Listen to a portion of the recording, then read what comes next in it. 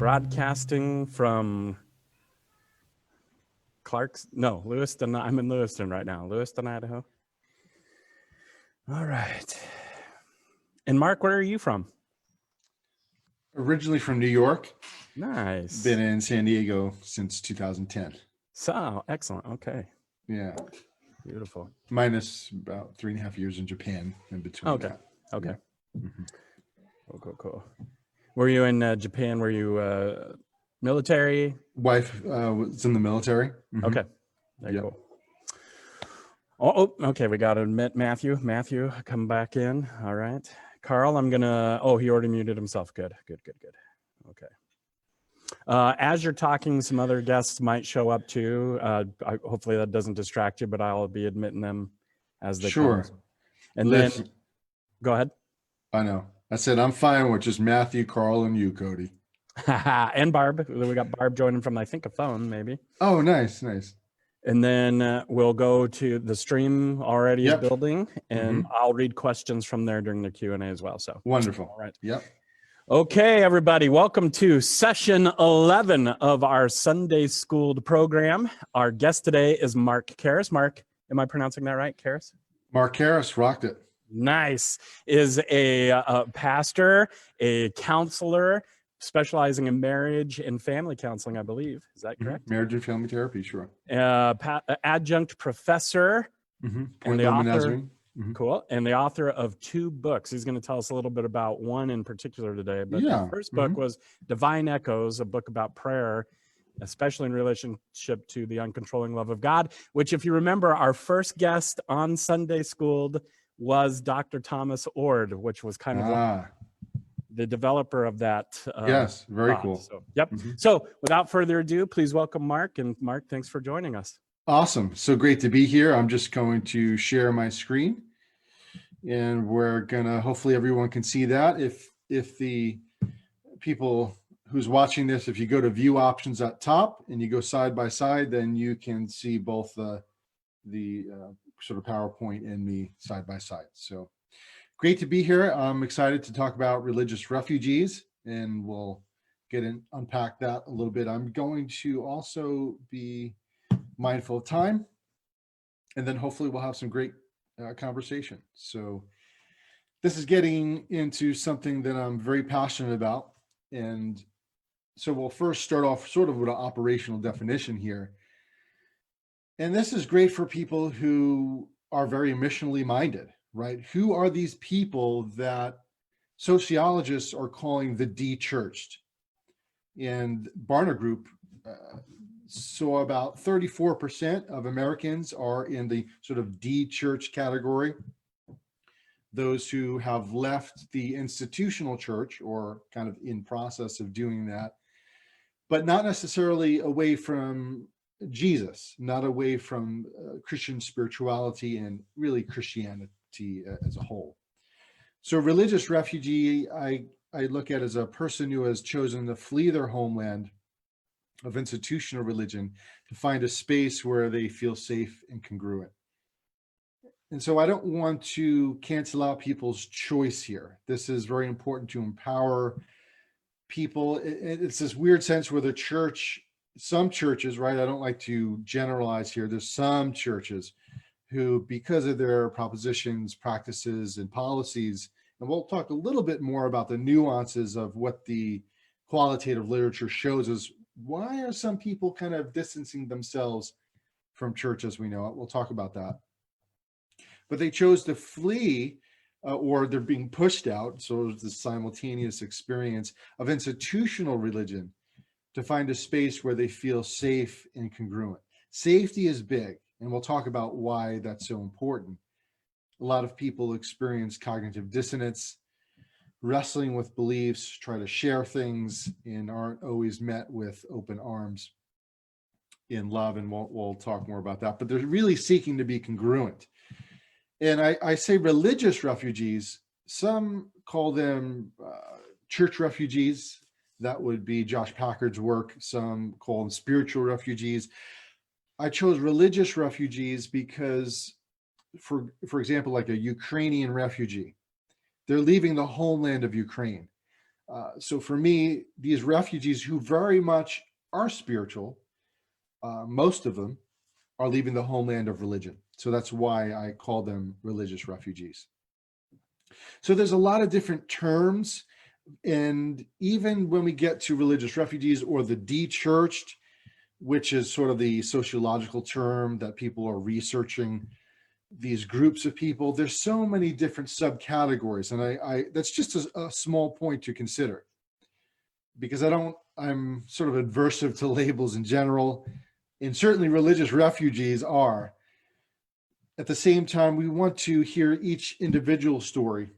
And there are these subcategories of de-church and nomads and prodigals, all under the umbrella of these people who are experiencing an enormous shift in their faith and their understanding of God, themselves, church, etc. So these are some of the reasons why the qualitative research. I'm very much in writing this book.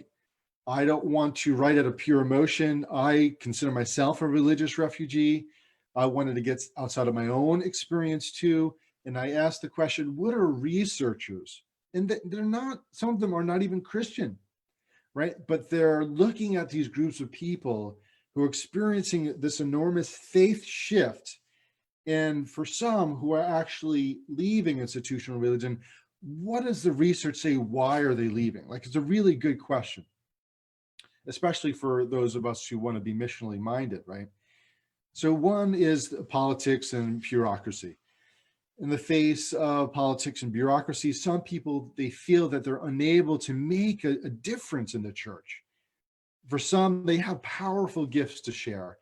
And because they're maybe divorced or too young or too old or not attractive enough or not white enough, or not abled enough, or not educated enough, or female, right? Or all these different kind of categories that some people in the church have labeled others, they hit against this wall. Like, I can't be a part of the church in sort of a narrow and a broad sense. And when they experience that over and over again, they feel left out, sidelined, and they say, well, if I can't be full on participating and feeling like I can use my gifts in this church, then I really have no alternative here. I mean, what am I supposed to do? So that's one thing. Clone war syndrome. This is a category that I came up with in the sense that some churches they feel like they're in a perpetual war with the surrounding culture, with other expressions of the church. So diversity is feared and it is stifled for the comfort of homogeneity, like the sameness, the boxed in, like everyone sort of has to be the same. That certainly was the case in my experience. I was became a Christian late in the game, 21, but I was in a oneness Pentecostal church. So they very much, you had to look a certain way, you had to talk a certain way, you had to read the Bible in a very specific way. If you didn't have the Holy Spirit with the evidence of speaking in tongues, you were literally going to hell. Women, they couldn't even trim their hair because there's the passage that talks about women in their hair. And if they did, they would go to hell. That was the implicit and at times explicit conversations. So some churches feel like they have to create these cookie cutter Christians, right? It'd be too anxiety provoking. Others are heretics. They're demonic. How could we ever have a conversation with someone with the mosque down the road? Because they're listening to the devil. They're agents of Satan. Now, that may seem extreme for some Christian traditions, but that certainly was my case. And that is the case for some churches today. So clone war syndrome. Then you have moral prescriptions. There are Christians who are aching to be the spirit-filled, spirit-led answers to the injustices and ills that they saw in the world. And instead of feeling like they were empowered in church or equipped in church, there was almost this sense that church wound up being sort of this place where they had to be, given the sin management checklist every week. It was sort of, how can we save souls, right? It was, they were told that the earth is going to burn up anyway. So you can sort of talk about the environment, or you can give people food if they're homeless and they're starving. But what's more important is you saving their souls. So don't focus so much on the practical earthly things so much. And once again, this is conversations that were had in the church, right? Some churches. So the sermons were geared more towards sort of personal holiness and eternal torment prevention, rather than inspiring the congregation, right, to fiercely and potently and tangibly loving others in their communities. Then shallowitis. For many, church became a place where you sort of faked it till you made it. Every song was upbeat. Every song was positive. The Sunday smiles. There was no room. And all of that is good. It's good to sing songs that inspire and empower and praise God for the wonders that God has done and is continuing to do.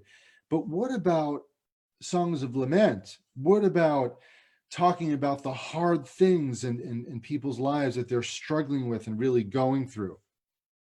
So there was this sense in which people were encouraged to ignore their angst, their despair, their lament, their questioning, their doubts. For some, they couldn't, they wanted to be in spaces where people were, quote, real. They kept it real, that where they felt safe enough to be their messy, imperfect selves. And sadly, for some people's experiences, church was not always that case. And then one of the biggest ones, too, is harsh judgment and criticism. Church should not feel like a war zone. And judgment is antithetical to building an authentic and diverse community because it's harmful to the human spirit. It sabotages connection, which is what church should be about: connection with God, connection with others, connection with self.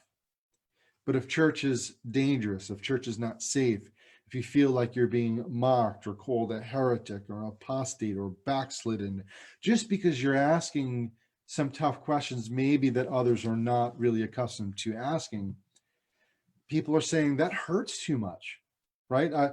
Questions, currently some people are leaving because they're asking tough questions about race, right? Systemic racism, right? And they're getting slack for that. So whether it's asking, is ableism and ageism and racism and classism and all these different isms. And for some, when they push back and they ask tough questions about, how they might be complicit, even if it's sort of not doing anything, that is in a sense being complicit. They're sort of pushed away to the margins. So for some, there is this experience, I call it the deconstruction, reconstruction journey. And that's sort of, for some, I tell them about these symptoms and I definitely experienced that. I'm not sure, I've never heard of deconstruction. Like, that's more philosophical. Not everyone's accustomed to those terms. Regardless, this experience is the same. And there's a sense in which we're all deconstructing and reconstructing for our lifetimes. Hopefully, we're changing, we're growing, we're morphing into something else, right? Especially as Christians, being molded and conformed to the beautiful image of the subversive rabble-rouser Jesus Christ, right? But there is a sense in which there's a season in some people's lives that is different than the normal sort of changes that occur. And this is what I call the religious disorientation growth syndrome. And it's doubting or denying one's religious beliefs that were once held true, a subtle, intense anxiety about a person's relationship with God, increase of painful emotions such as anger, loneliness, shame, guilt, sadness, despair, isolation and criticism, and feared or realized from members within their own families or religious communities. And I say feared or realized because sometimes the pain is sort of the perception of what others may think about you. And I'm a therapist, so that's sort of projection, right? So there's sort of people who do ridicule and harshly judge or criticize, but then you might think, oh, well, they're definitely doing it over there. They're judging me. Meanwhile, they weren't saying anything explicitly about you, but that's our perception, and it still causes some internal suffering. and then external existential angst concerning a person's identity and future self.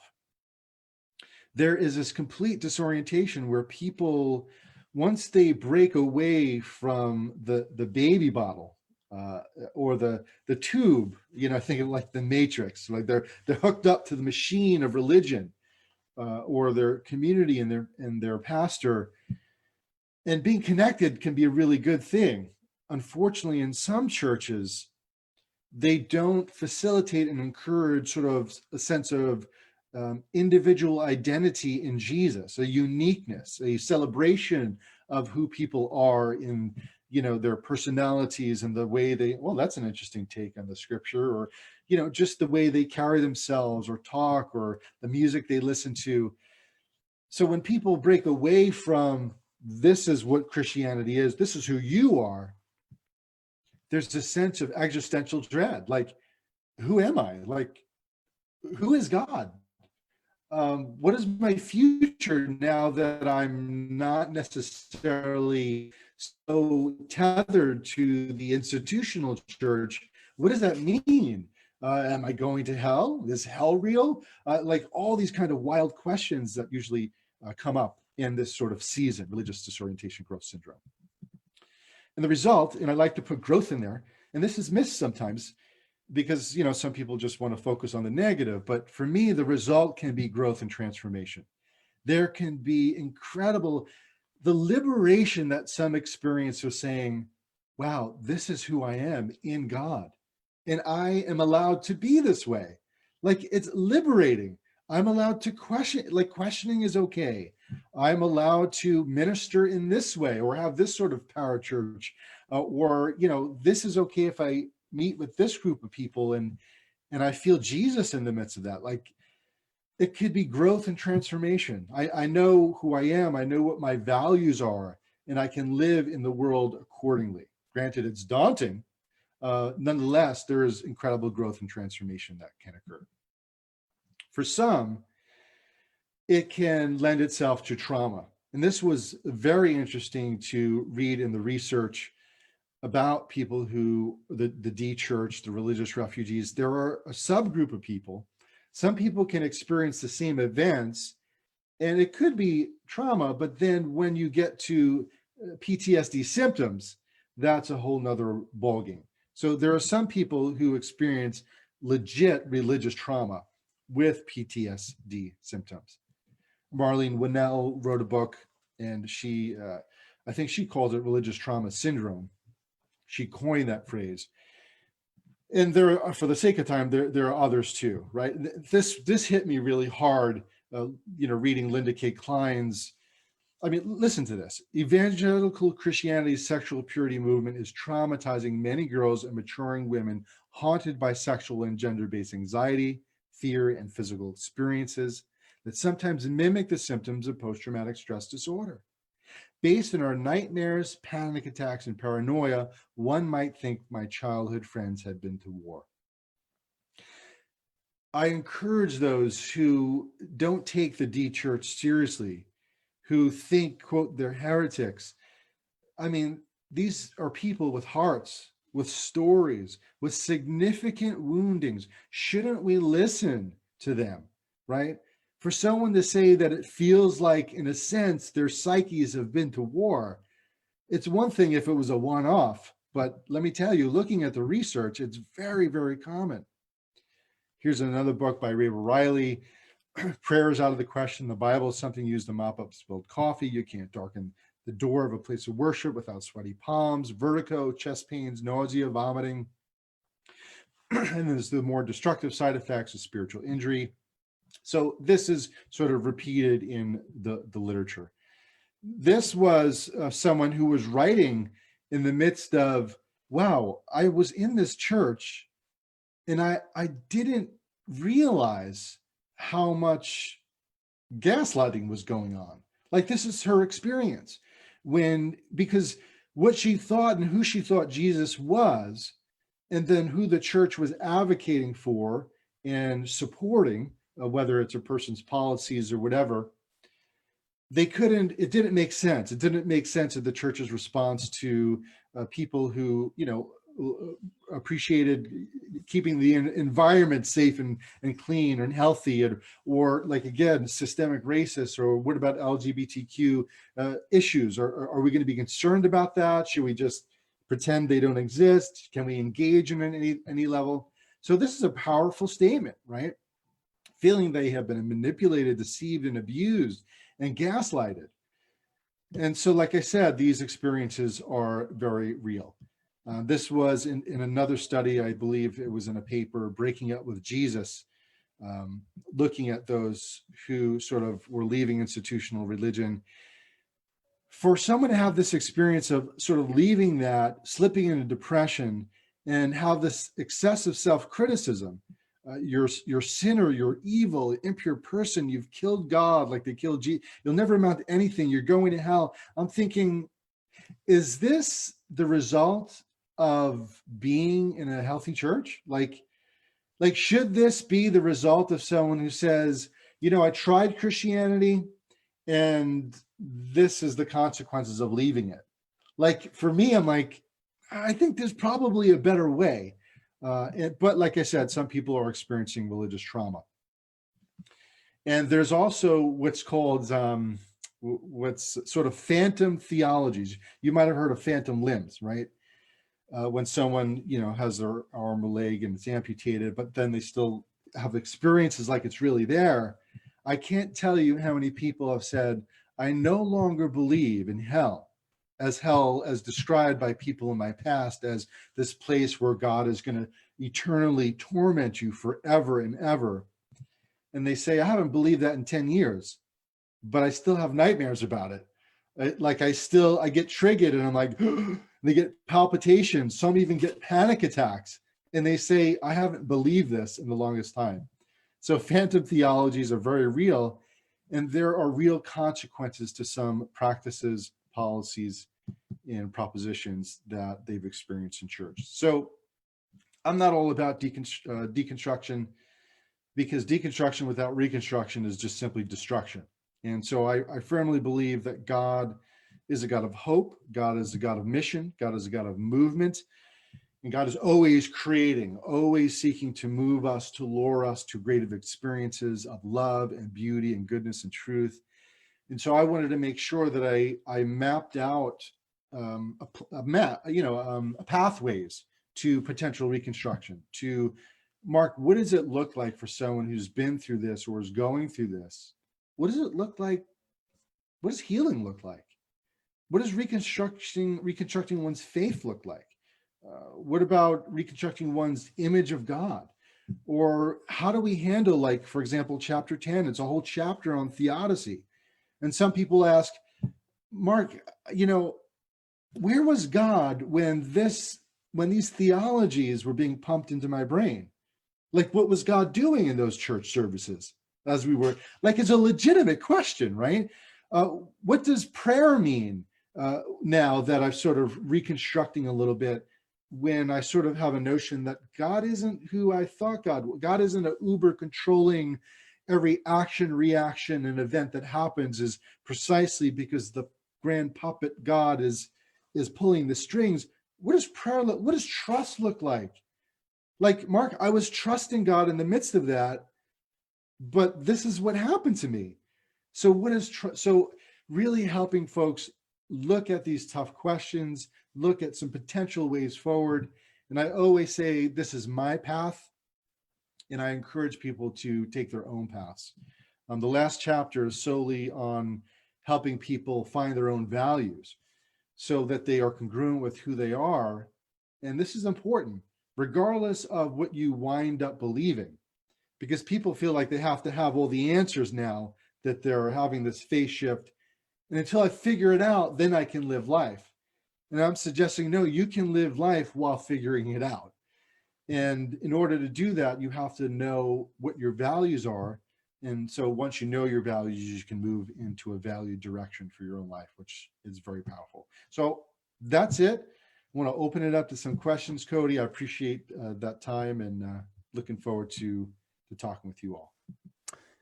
Absolutely. Thank you so much, Mark. I really appreciate it. Okay, so we'll have some questions, I'm sure, Yeah. coming in from the stream. But I wanted to ask, okay, so let's say somebody's gone through some level of deconstruction, and let's say now they're just like, that's where they are. They're like, there's no more. I'm not going to do anything. I'm too afraid to take a next step. I don't want to rebuild anything because of the trauma that I'm feeling still from the other one. Why would I want to rebuild anything that's even close to that?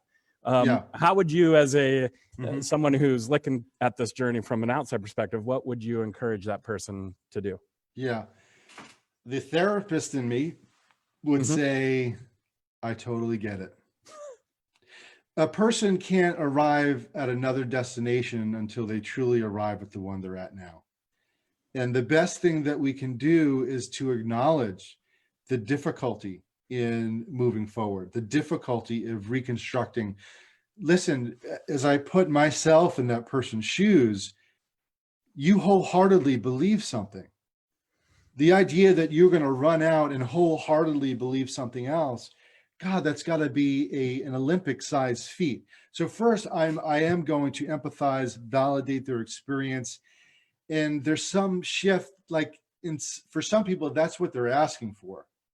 Then in my book, I talk about different stations where people can hang out, and one of them is Angstville, and that is this place of sort of bitterness and resentment and high skepticism and cynicism.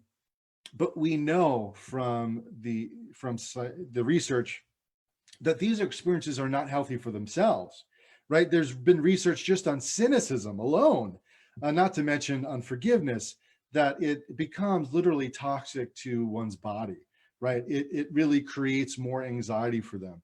It creates a less than optimal state for them to remain there. So what I love to do is just understand, listen, and then it becomes an invitation. For some people, they just don't know where else to go. And so then my invitation is, listen, I would hate for you to experience that level of disorientation and suffering. It's not ultimately healthy for you. Would you be interested in looking at what a path forward looks like? And here's the caveat, even if it means distancing yourself from God. And I know that's, I listen, I love God. I want people to chill with God, right?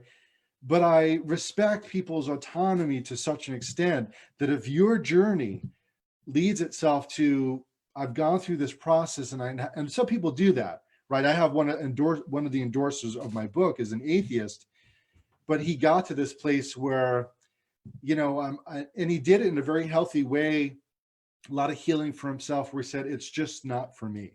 I bless those people. He even talks about how he went to a church service and he didn't believe all the metaphysical claims, but he got to such a mature and healthy place where he said, I get it. Like, I get it, and I respect that that's where they're at on their journey. And so those are a few things, validating, empathizing, and, uncontrollingly inviting others to a potentially different path. All right. Okay. So what if, all right, now scaling it even back a little bit more, Nice. or even further in the journey, let's say your argument is probably that deconstruction, reconstruction is always happening, right? Is continuing to unfold with forever. one season that is very tangible and visceral and experiential. That it's so, yes, in a broad sense, yes, but also I don't want to dismiss the religious disorientation growth syndrome season that some people experience. Yes. Okay. So what if, I don't know, like what if you're bringing into a situation in a relationship and where someone is like their theology is going to lead to a poisonous place, like it is. And yet right now they're not in a traumatic place. Where do you hold that person? How do you continue? Like, yeah, I don't want to beat them over the head with anything, I imagine. Are you the hashtag woke person? Sure, I guess. Yeah. It's so interesting. There's a few things to talk about there. One thing I find interesting is those who kind of leave, or the de-churched, or they're de-churching, they treat others the same way that they've been treated. It's this, this experience of, being set free from Egypt, yet they want to destroy Canaan. The oppressed become the oppressors in some way. It breaks my heart. It's like, well, what did you want in the first place? I wanted someone to listen. I wanted someone just to, respect my point of view. I wanted someone to be compassionate. I didn't want criticism or harshness. So right off the bat, I'm saying we need to listen to them. And it's so hard for people who are #woke, and I say that a little glibly, right? To then have the patience, right? How long did it take you to get out of this stuff, right? Or for you to have a different position? What we do know is that any pushback and this is basic neuroscience, and this gets into even couples therapy, right? John Gottman's work, he calls it a harsh startup. And think of in your partner relationships, if you start a conversation harshly, 96% of the time it goes absolutely nowhere, right? Because reactivity promotes reactivity. So what I'm suggesting is too many of us who have this passion for a liberating theology as we perceive it, sometimes we push people away. And so how we talk about it is important. So how we talk about it, I advocate listening, and I don't believe in a controlling, manipulative, coercive God. And so I take that same posture with others. And once again, it's an invitation. If people don't want to listen to what I have to say, then it's not reciprocity, there's not mutuality, then they are free to continue the same beliefs in those theologies that they want to. Yeah.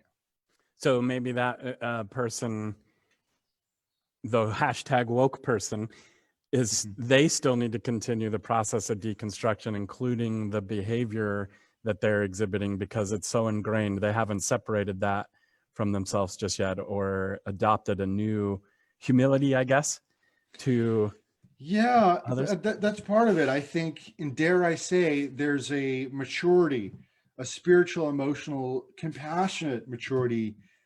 It's a process. Like I said, if you're in sort of hanging out in Angstville, how you talk to somebody who you perceive as a group who hurts you, or you perceive as literally hurting others, you're gonna be pretty fierce. Now, and I said this in a recent post, I said, there's so many people with platforms and just smaller platforms who have incredible things to say. But the way you're saying it, you're only speaking to your group of people, right? And if you truly want others to listen, there's another way for effective dialogue. And I think it's a good thing to step back and reflect. Now that I'm awakened to a new way of life, how does Jesus call me to interact with my enemy, so to speak? And I hate to think of it that way, but some people, if they move out of, sort of fundamentalist, now they hate fundamentalists or have such animosity. And so they're reducing people to labels too, the very thing that they hated them doing as someone who's now maybe more liberal in their faith. But what is love, compassion, fierce compassion that can call out unchrist-like practices or propositions while still appreciating the imago Dei in somebody, while still validating someone as a person? And I think we could do both. We can be fierce, yet let's not miss the fact that this is still a human being whom God loves that I'm talking to. Right, that's good. Kind of like the story Jesus told about the speck in another person's eye. Well, you have a plank in yours, and who are you to judge another man's servant? You're doing master. You're doing as much damage to the other person trying to help them as you are. Yeah. So can I say something, Cody? Yeah. I vacillate with this. Because when for example, when somebody tells me about God is violent and God uses violence to physically discipline those whom he loves, and then that's sort of matched with God is holy, and then matched with God wants to burn you in hell and torture you forever. And then knowing that they have children, I have to manage my anger, because I feel like this holy, righteous anger, and it's normal, it's good, it's okay. It makes sense to be angry at certain things like that. But I also have to be mindful then of using that anger to facilitate something different. And so, yeah, I just wanted to throw that out there. That's good. No, I like that. That's good. Somebody had a question about maybe some books you would recommend for them. I'm not sure where they are necessarily in their journey, but do you have any that you recommend for specifically about this topic? Of course, yours.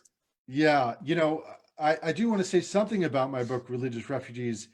I highly encourage folks to read it as a community. They're already doing it in small groups. They have study questions after each chapter. I think the most transformative potential is when you can wrestle with others with this.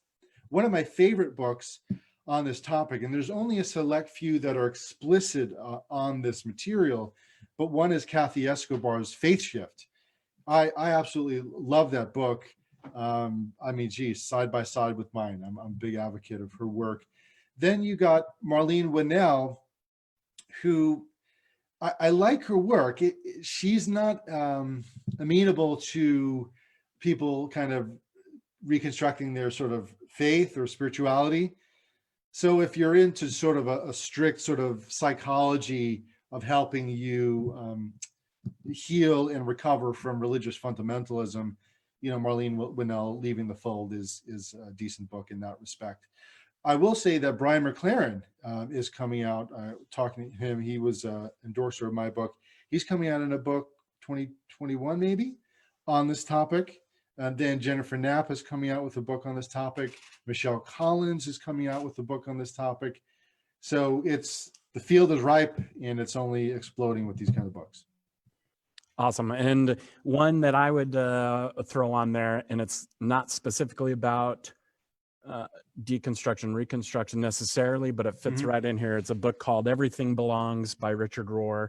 Yeah. And in that is kind of the idea, like when you're looking at your journey and where you were, well, that belongs, what you've not that you need it anymore, but that part of your journey belongs. And so when you look at other people's journeys too, you know what, hey, that's part of their journey, it belongs, and maybe you'll take a more generous, merciful approach towards it. So one more resource I came across is Phil Drysdale in the UK. I don't know where people are. He's doing great work in this area. And then Keith Giles he has actually a course, Square One, that helps people move through this process. And Jim Palmer is doing work in this area too. He's basically a forerunner of this work too. So. Awesome. Okay, let's see if there's any other questions. Let me hop over to the stream and see what you got.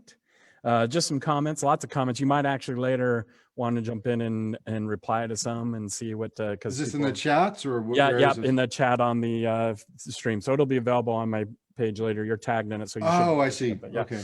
So later, just hop in and maybe you can go back and forth with a few people because they have some comments you probably want to read. But they talk about respectfully recognizing someone's journey takes humility. That's a challenge for those coping with trauma. I think you talked about that. Brilliant. Yep. Okay, I don't see any other questions, Mark. So are there ways people can connect with your work? Well, I would say, I'm a dinosaur in this regard. Facebook is probably the best way to interact with me. There's a website, conspiringprayer.com, which is where I really tackle petitionary prayer and sort of deconstructing that. So that's the book that I did get kicked out of the church that I was in after the pastors read it. So asking tough questions about that. So Conspiring Prayer, my therapist website is markgregorykarris.com. And once again, Facebook. And I will say, if anyone listens to this and they purchase Religious Refugees, I will give you a PDF and audiobook of Divine Echoes, Reconciling Prayer with the Uncontrolling Love of God. Nice, sweeten the deal. And maybe Mark, maybe we could get somebody to start a TikTok just for religious refugees. See what we can do with that. Namaste, brother. Just kidding. All right, thank you, Mark, so much. I really appreciate you joining us and sharing your time. Happy Father's Day to you. Yes, you too. Matthew, Carl, I didn't hear from you guys, I think, but you take care. Thank you for joining us. Craig Morton was on here too at one point as well and hopped in and Nice. out. Yep. So Awesome. All right, guys. all right, appreciate it. Thank you. All right. Take care, man. Bye. Bye-bye.